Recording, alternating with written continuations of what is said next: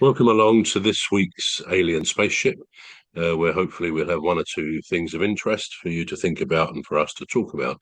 I'm Trevor Gear, and he calls me Bruv. And I'm Emmy Hickins, and he calls me Cuz. Welcome to the alien spaceship.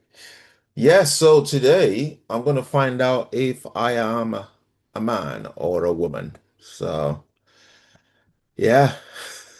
Well, actually, that's not what I put in the blurb on our WhatsApp. I said, "Are you a man or a mouse?" Did you Yeah. not read that Oh, properly? yeah.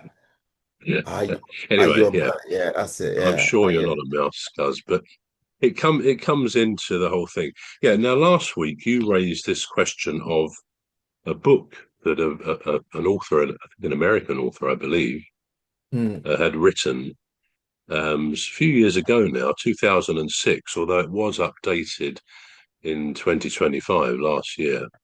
But that Right. book was this one, which I showed, Self-Made Man, which I've not completed all of it, but it is a very interesting book. And at the time, it provoked a lot of critical acclaim, a lot of criticism, a lot of people agreeing with the theme of what she was saying. But let's start by saying what she did do.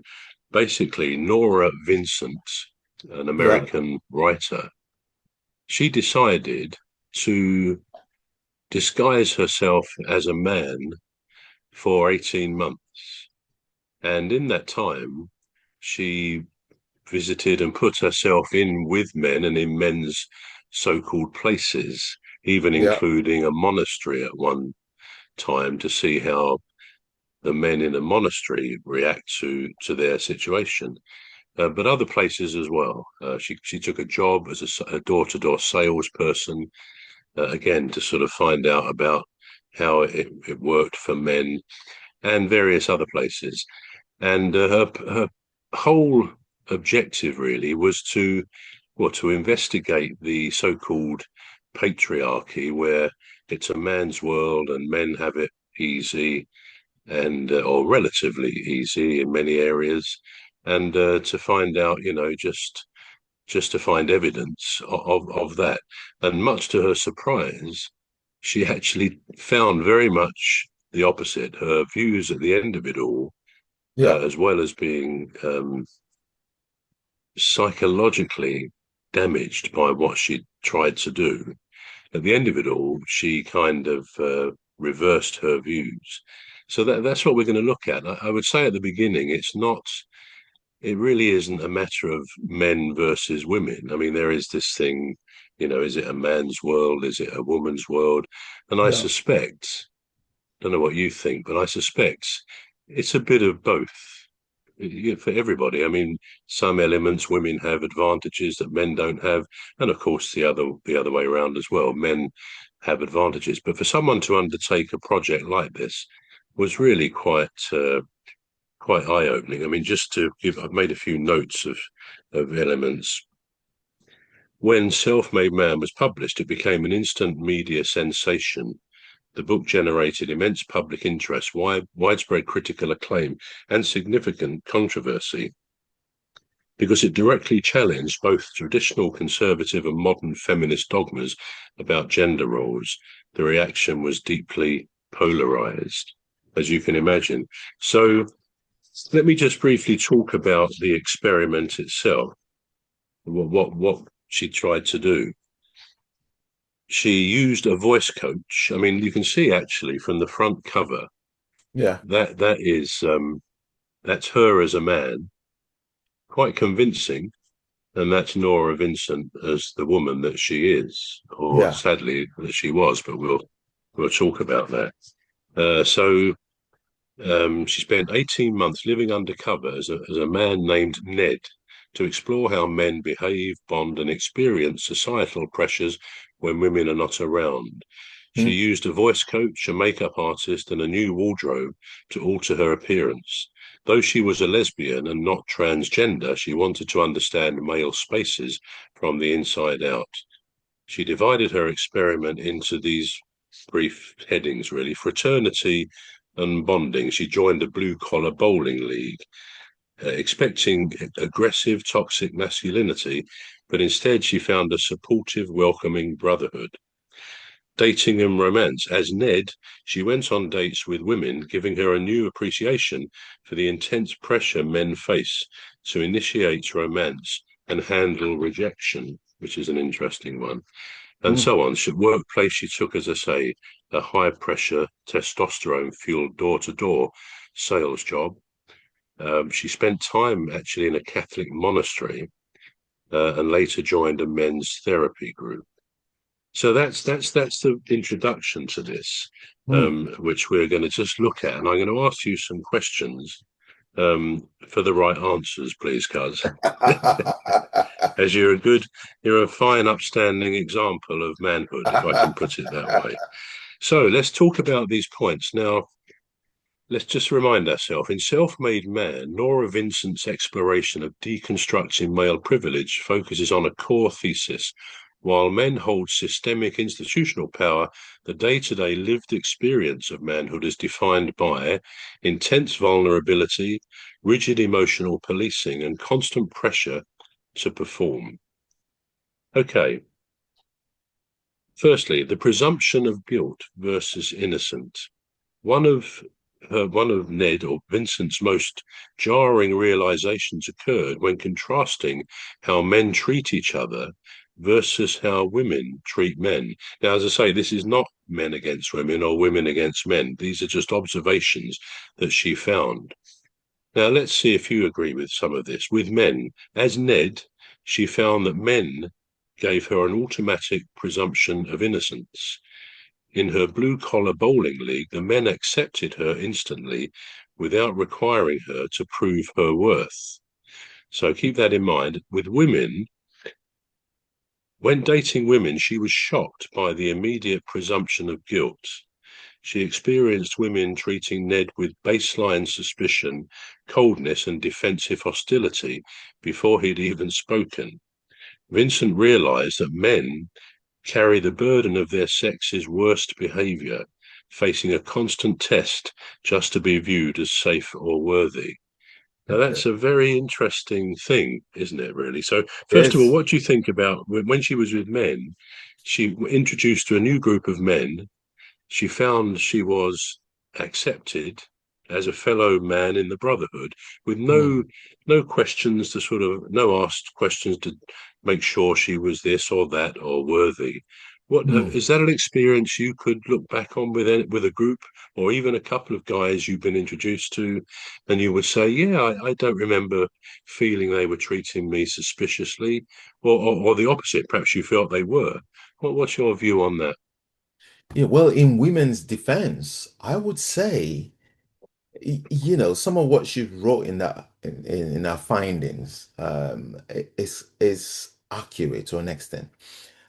So for instance, if you not being well educated happen to find yourself in the midst of people that are well educated, you feel out of place. And this is regardless of whatever gender you are. Um, I'm not, but I don't consider myself well educated.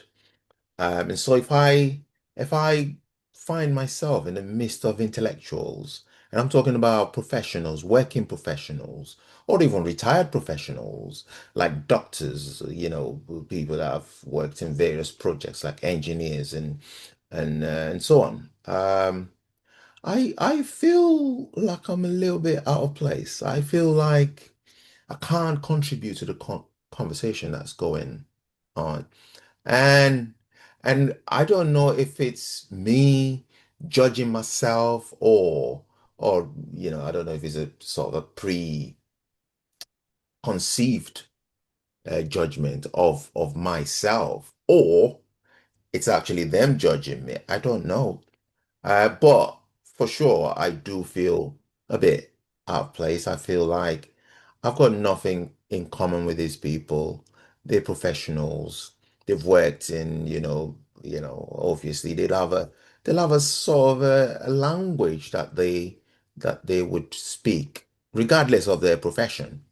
Hmm. They'd have a way that they would pronounce certain beverages, even non-alcoholic beverages that I would have no idea of, you know. They might say pina colada, and I'm like, well, what is that? I do know what pina colada is, by the way. But you know, they could talk about wine, for instance. They might not necessarily talk about their profession. They could be talking about wine or food or even the good restaurants, which I've never been privileged to go to. And so I would feel out of place. So when you were reading out about Nora Vincent or Ned in that persona, what she felt and how she felt amongst men. Now I don't know if it's within a certain profession or it's just men in general. There are places where I would walk into and I would feel like I got nothing to contribute. But it's not because I feel intimidated. No, it's because I feel like what they're talking about isn't necessarily what I would consider a conversation. I've been in situations where I've worked in setting, homeless as a what's that word? Voluntary jobs where I've done out of my own volition. I thought, I would like to help. And I've been there and the sort of things that they would talk about, like people that are homeless or sleeping rough, and they'd come in there for a shower or whatever. And the sort of things that they would talk about, they would talk about, oh, you can go to that church at St. Paul's in central London, and if you get there by 8 a.m., you would get a hot meal.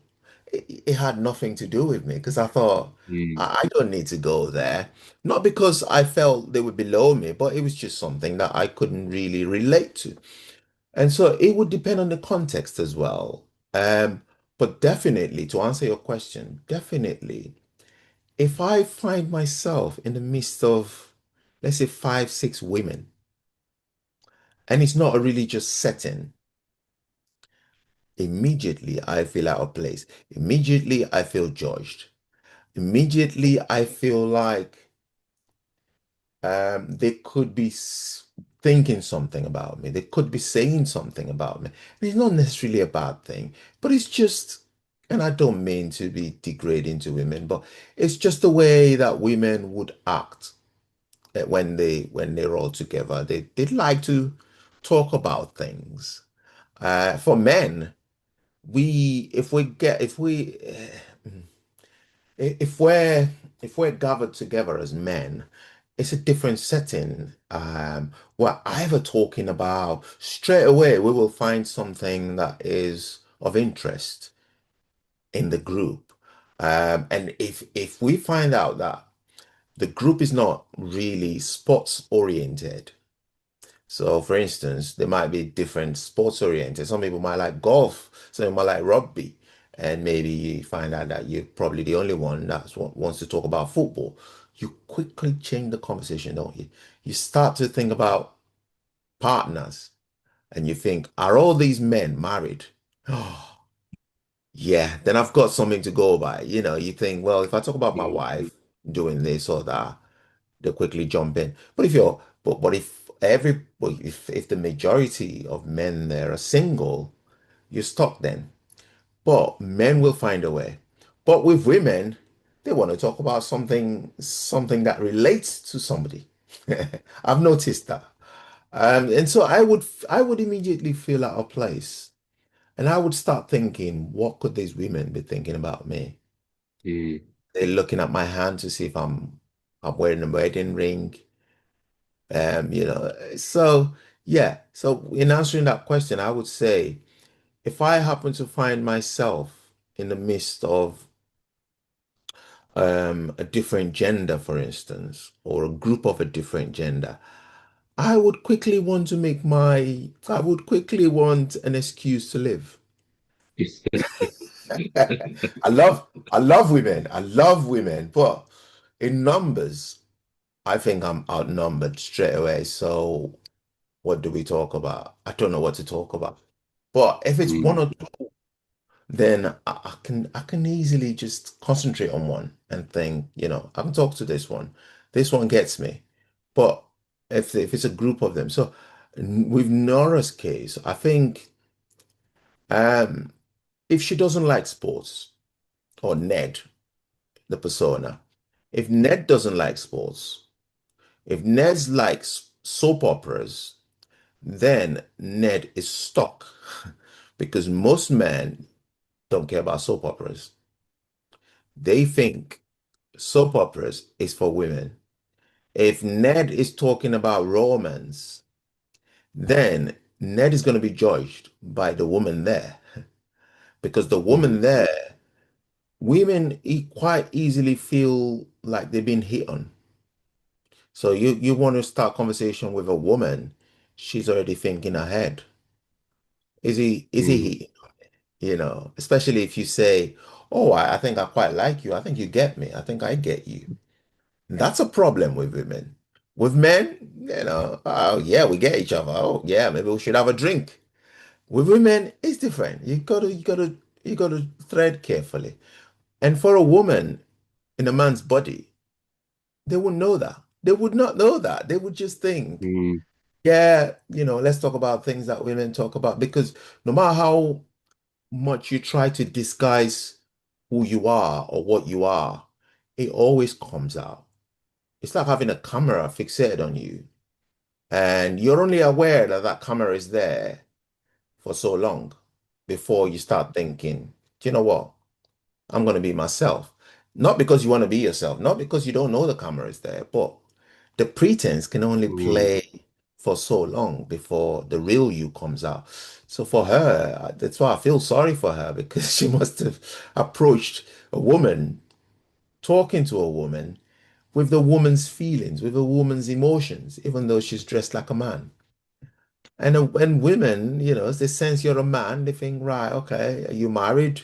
If you're married, are you hitting on me?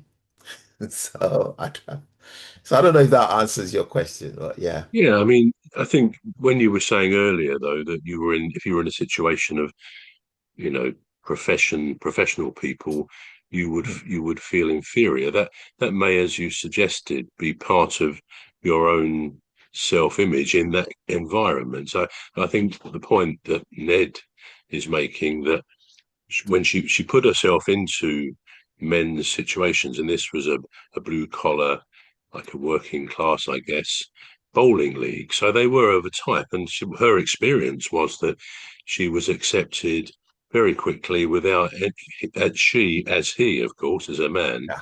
was accepted without any probing, or there was obviously an introduction, and they just accepted her as part of the thing. Mm. And possibly that is true. But then if we move on to how women may react in this situation, certainly, because it comes on next to the next bit I'm going to ask you about, the Yeah. burden of romance and rejection. Now, yeah, and Ned did date a number of women. It's quite an interesting part in the book that. But Mm. what she talked about was the expectation that was on her as a man. But let me say as well, on that previous question about women perhaps won't just accept men or a man as safe or worthy, and in that she obviously found that was the case. But then I think in today's world, Mm. there's no surprise on that, because it always has been, the going back to the cave people days, the But obviously hunter and the found that hunted. was It's the case.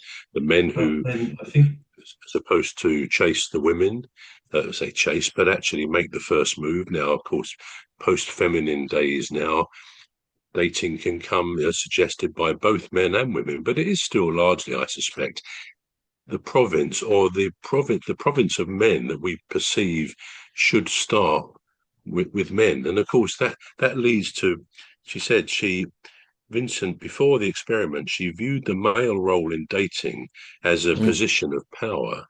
Men get to choose, pursue, and control the narrative. Experiencing it as Ned completely inverted this view. She felt an overwhelming, crushing anxiety from the expectation to always initiate romance, pay for dates, absorb repeated rejection without showing hurt. She concluded that women often underestimate how terrifying and demoralizing this persistent social demand is for men. Now, that's obviously very heavily said, but she was conducting that experiment. But this idea that perhaps women may have, many women may have, many men may have, that it's men who do the choosing Mm, is actually evidentially not the case. Okay, because men traditionally will say to a woman he likes, "Will you come out with me? I'll buy you a meal or a drink or whatever." There's a perception that he's the one who selects. What people never really appreciate that in that sphere of life, the dating mm, sphere, the getting to know somebody, it may develop into a physical, sexual relationship early on. It is actually the women, the female, who does the choosing as to who she will actually have physical, sexual relations with. It's not the man. Okay, mm, if you're one of life's rich, famous celebrities, then that may invert that situation for some women, but not all women. For many mm, women, maybe most women, that wouldn't make any difference. Women choose who they are prepared to open themselves up to. And mm, it's not the man. Men are far more open about doing that because that's part of our programming, I think. We're hardwired as males to sort of look at things in that way. But women do have to be, and I understand why they are. They want to test somebody out, and if they're introduced to somebody, either as a couple, then I think a woman will automatically think of the man with the other woman as safe and worthy, because by definition of the fact that they're married or they've got a partner, they're together. But if it's a mm, man meeting a woman for the first time, it's no wonder really that a woman will initially perhaps be a little bit cautious as to how much she offers of herself to that man. So, mm. what would your view then be about this date? I know you're married now, but about this dating, did you used to feel before you were married pressure to be the one who, for example, if you went out with a woman early on for the first or second time, did you feel Mm. the pressure to buy the lunch, to make most of the conversation? Do you have any thoughts on whether that was how you felt? Yeah, first of all, I am married, so I've got to be cautious with this because my wife listening. But She's yeah, watching. um, but it's a very simple one. So if I don't have the basics, say for instance, if I don't have money to get at least not a decent meal, but if I don't have the money to at least buy you a drink, for instance, I would not bother to talk to you because I feel like as a man, and this is just me, most men might feel differently.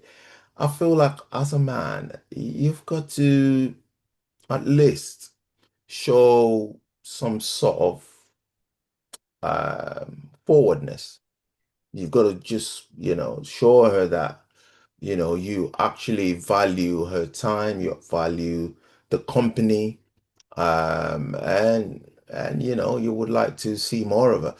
Because if a woman gets the whiff that, she's gonna be the one spending in a relationship, she doesn't just stop at the drink. So she doesn't think, "Do you know what? Every time I go out with him, Emmy, I'm gonna be the one buying the drink." She don't stop there. She takes it to the electric. She takes it to the gas. She takes it to running the car. She takes it to buying the groceries. Women think ahead. So they'll take it to the childbirth. What if I'm having a child? Who's gonna buy the nappies? Who's gonna do this? Who's gonna look after me? They don't stop there. They don't just stop at that drink. They don't just stop at that first meal. So you got to be careful. You got to make that impression. And that is why, I'm very careful when I say this, and that is why I find, in my opinion, that quite a few women, I'm not going to say a lot, but quite a few women would choose the wrong guy based on the fact that the guy is said the right things. The first meeting, this guy says all the right things. He buys you a drink. He opens the car door for you. He's talking about children. I love children. This guy's never been around kids. He's talking about I love children. You know what? I just odd, you know. And that if the woman chooses you, like you say, she's choosing you for life. She doesn't see the guy as the guy that's not gonna pay for the electric. That's the guy that's not gonna pay the bills. That's the guy that's not gonna pay for the broadband. Even though that guy might be spending his last penny Yeah. on Yeah. on that day to impress. And so they would fall for that guy. They would fall for that guy because the guy did all the right things in the first meeting. Um, and then they find out the stark reality 2 months down the line, maybe 3 months down the line. But it's too late then because the feelings are committed. And so that's why you see men that are able to put the best foot forward.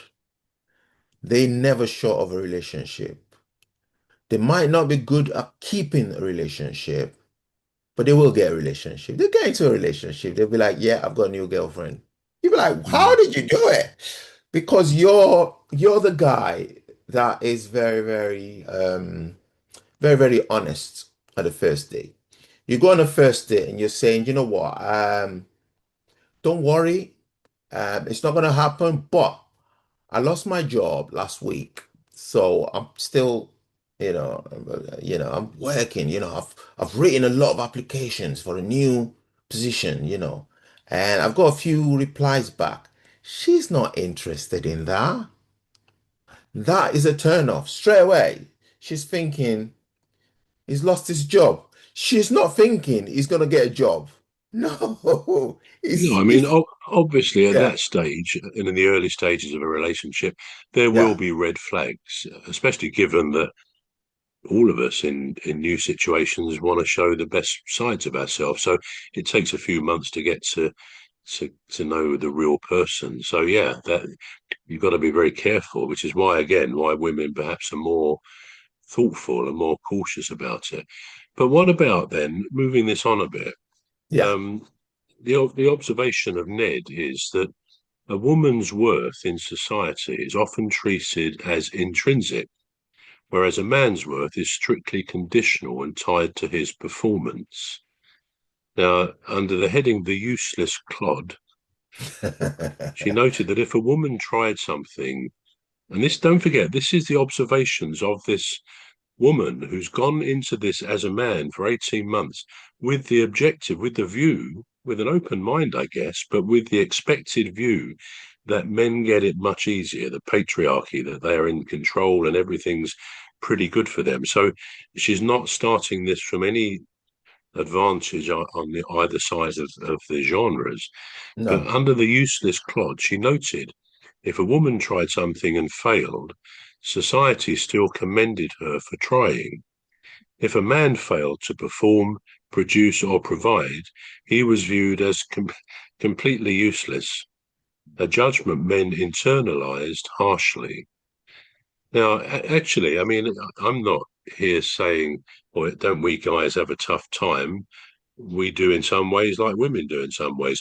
But take, for example, advertisements on TV, which I guess most of us, in some respects, try to avoid. But when you do see an advert, I mean, one good example actually that comes to mind is in the cinema, which I've seen a few times now, where you have a family sitting on the couch, mum and dad, and then two young daughters, probably in their early teens. And the voiceover says, "Oh, and they're watching a horror movie on the television," and the Mm. camera sort of looks at them all individually, and you expect the girls to sort of suddenly scream, and all of a sudden, the big beefy man, screams out a real scream of terror Yeah. at what he's watching. Yeah. At which stage an M&M character, which is what the advert is about, I think M&Ms, says something. But again, it is kind of it's a clever little advert. It's quite funny, but again, it does knock men. Any adverts that come on often, if there's going to be a criticism, albeit sarcasm or, it's the men who take the fall very, very often. It's not often you would see a woman, I suggest, being the one who is the useless clod or completely useless, as this says. And so she felt that men, if they didn't achieve a given objective, they could be viewed as completely rubbish about themselves. And of course, they take that in. The sales floor. During her time in door-to-door sales, she witnessed how men were ground down by a hyper-competitive, testosterone-fueled corporate hierarchy that offered zero grace for weakness. Let's move that on then to the emotional straitjacket which she feels men can be tied in. Yeah. Perhaps the most damaging aspect of privilege Vincent documented or Ned documented, was the severe restriction on male emotional expression. In a men's therapy group, Vincent noticed that men were entirely cut off from expressing fear, vulnerability, or affection. Now, I'll ask you about that. Do you think, as a man, do you find it hard sometimes to express your fear of something or your vulnerability? Vulnerability is almost more difficult, I suspect. Or are you cut off from expressing your affection? Now, how would you feel? Can you express your fear and vulnerability? I suppose to people you know it's probably easier. But if it was Mm, someone you didn't know very well or a group of people you didn't know well, would you mm, feel able to say, oh no, I don't want to go up that high. I'm very bad on heights, or I'm not going in the lift. I'm very claustrophobic, which are fears. Or you're phobic about the dentist, which we all can be these days. I think. mm, Would you find it pretty straightforward to say to others you're too frightened to do something, or you feel very vulnerable in that situation? Or does the man in you, the programmed man, take over and say, well, I'll just keep quiet about that because I don't want them thinking, I'm not a tough macho man. Maybe that's mm, part of our programming. So mm. do you feel you can't express your fears, your vulnerability to others? Yeah, so let's just deal with the vulnerability for a start. I used to have a girlfriend back then. I wouldn't say her name. And we were expecting, and she had a miscarriage. So she had a miscarriage, and the next morning, my mother rang me, and I was emotional.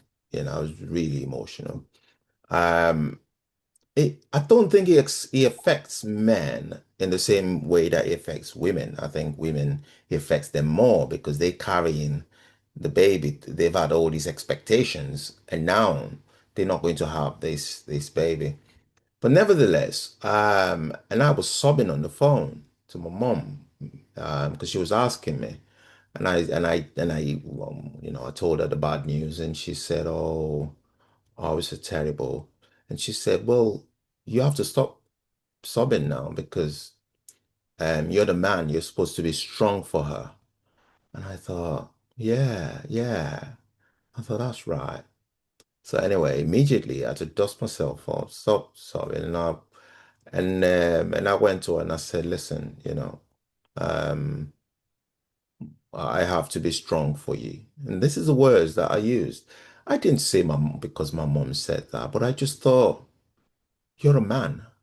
Um, And I shouldn't be made to feel like that, especially not by my own mother. I should be made to feel the same emotions that the female is feeling. But it just kind of shows you what sort of society, how society views men, and how society expects men to view Mm, themselves. You know, yeah. they expect you to be the one that is strong. I don't want to use the word macho because is outdated in my vocabulary anyway. But they expect you to be strong. They expect you to show fewer or less emotion or no emotion at all. You're supposed to be there like, yeah, it's happened. Oh, it's a shame it's happened. But yeah, life goes on. They expect you to say that. They expect you to be that. And I we sort of accept it as men, don't we? We sort of just go along with it and think, yeah, yeah. It's like you're supposed to be the one shoulder that somebody needs to cry on. What about your tears? What about I'm not saying that all men should be emotional. Some men do have the ability to show less emotion or no emotions at all. I welcome that. But for men that do, where is that cushion? Where is that? I've got to stop you. I've got to stop you there, if I may interrupt you. Yeah, go on. Why did you say you welcome it when men don't show any emotions at all? Why would you welcome that? Well, that's a very good question that you've asked. Well, I said that because we all have different makeup genetically. I know I've all right, so there's a lad that I went to school with in Enfield. No, not Enfield. Anyway, Finchley somewhere there, college, Northeast.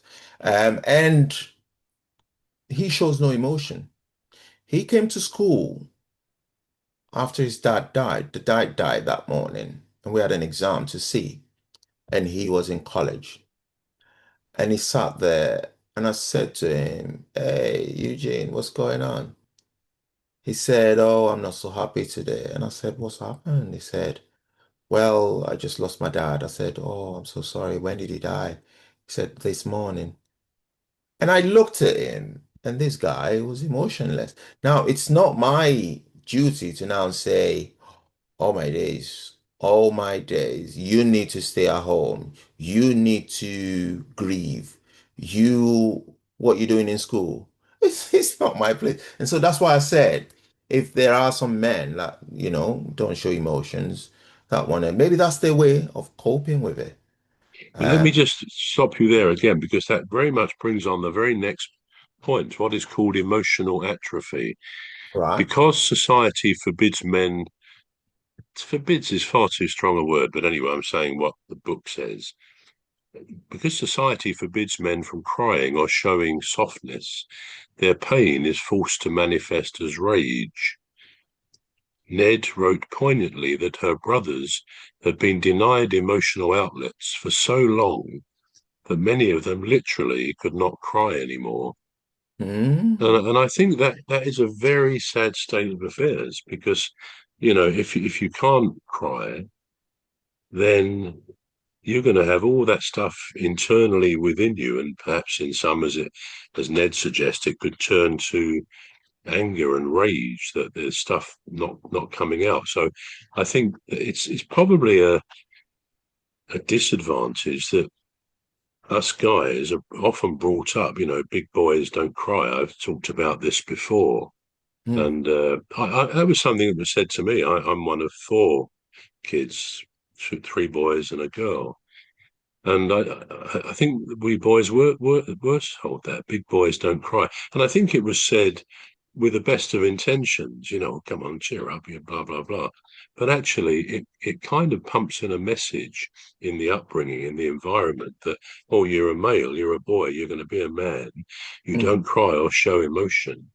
mm. And I actually think that is very sad. And that seems to be what she is saying here.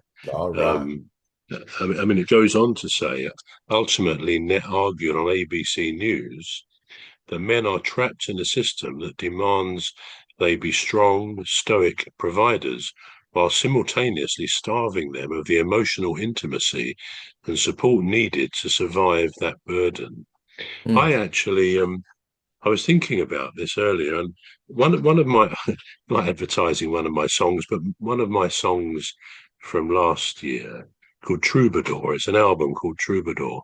And I put in there a line about this singing minstrel who wanders round with his own philosophy and things.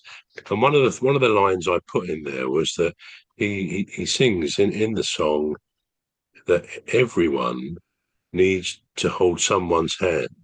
mm, And that means everyone, not just women, not just children, but men as well. And in life, there are times when everybody, whoever they are, whatever their circumstances, needs, excuse me, the support of somebody to hold someone's hand, to have the shoulder to lean on. And all too often, I think there are many in society, even men in long marriages or relationships, who mm, don't really feel they have an emotional support. They've got nowhere to express all the stuff that was conditioned out of them in younger years. So yeah, I think it's a real shame that many men can't show that emotion. Someone who I think has helped guys in our country and in the football world in the last 8 years or so is Pep Guardiola, who he was the manager until the end of last season at Manchester City, because he showed an entirely different side to men, which is there in lots of us. At the end of his game, he will go around giving all of his players a real hug, kissing some of them when they came on the pitch as a substitute. He give them a kiss on the side of the head, mm, and he was a great believer in hugging. And in fact, I've just watched 4 episodes of a program on Netflix about him and Man City called mm, Obsession. It's worth a look, because what comes across in every, because they were going through a bad patch, and this is what mm, these 4 episodes centered on. And when they were talking in the dressing room, sometimes he got upset and angry, and the players sat there, just listening. But at the end of each one, he'd say, "Right, I want you all to hug each other." And they all had to. And you could see some of them in the early days of this were a bit awkward because, yeah, we're hugging that guy. I don't really know him or whatever. But they were mm, made to hug. And he said, "Come on, I mean, really hug." And then he'd go round and he'd give them a hug. And he'd say, "Come on, more better than that." And he loves hugging. He just does. And it also was interesting that for the last 4, 5, 6 years of his managership there, his wife and daughters went back to live in Spain mm, for various reasons. And so he openly admitted, he said, "I need to be hugged." And yeah, in life, everybody needs to be hugged. They do. And I remember a widow, actually, of a colleague of mine a few years ago now. She and they retired down to the south coast somewhere. mm, And she was a lovely lady. He died quite relatively young, actually, so had an early retirement. mm, And anyway, I'd go and see her, even when I was married, and I think a little bit afterwards as well, just to see how she was going. 2 or 3 times a year, we'd go out for lunch and something like that. But mm, every time we got there, knocked on her door, she said, "Trevor," she said, "I want that hug." And so, which would have been my instinct anyway, but we had to have this hug. And she says, "Oh, I love being hugged by a man. And I so miss that." And I really felt for her because she was married for quite a long time and stuff. But she missed that human hug, that feeling of support and love from another human. And it is very sad that so many males in our society, and I guess around the world, mm, I'm not saying it's a complete hardship. I mean, men have lots of good things in their life. And of course, we're generalizing anyway. mm, But it's worth remembering that, before assuming certain things that, oh, men have it easy or women have it easy, um, there's a lot more to it. And perhaps because of time constraints, there's just one thing I did want to read out. yeah. Um, because there's a lot more to this. And I do recommend this book. I'm about halfway through it.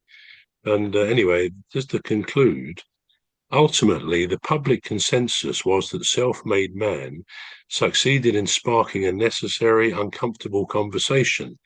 It forced readers to realize that gender roles act as a prison for both sexes, trapping men and women in different cages, but trapping them nonetheless. Oh, And I think wow. that's very true. This is not men against women or vice versa. Mm, But it's worth not. We don't want to finish on a negative note like that, but it's worth saying. A chat like we've had today, and maybe we'll continue and another week. We're just trying to enhance all of our understanding of what goes to make us all what we are.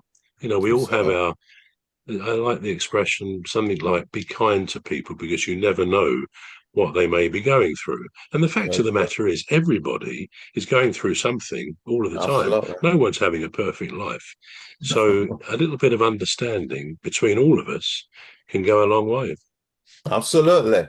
This is all we've got time for on the alien spaceship. I was enjoying it so much. I didn't want it to end, but every good thing does eventually come to an end. Join us next week as we explore more on the alien spaceship. On Mondays, we have Behind the Lyrics with Trevor Gear. So join us on Monday, 2:15 as we discuss that. But anyway, this is the end of this episode. So join us again next week. I've been Emmy Hickins, and he calls me Cos, And I'm Trevor Gear, and he calls me bruv. and it's a goodbye from me. Goodbye from me too.